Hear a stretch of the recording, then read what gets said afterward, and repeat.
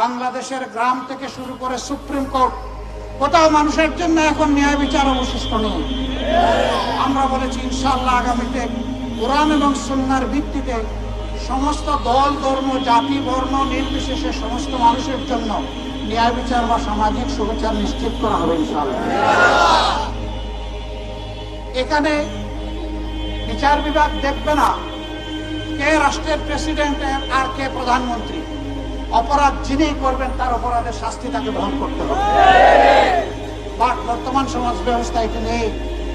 সমাজ মুখের দিকে তাকাইয়া বিচার করে, টাকার বান্ডিলের দিকে তাকাইয়া বিচার করে। সবাই না হলেও বেশিরভাগ ক্ষেত্রে আমাদের বিচার ব্যবস্থা একেবারে পচে গিয়েছে। আমরা 15.5 বছর এই বিভৎস দৃশ্য দেখে এসেছি। বলবেন এখন কি সবাই বন্ধ করে দিয়ে ফিরিস্তা হয়ে গেছে? না, এখন শুনি যে ক্ষেত্র বিশেষে রেট নাকি আরো বাড়াই গেছে।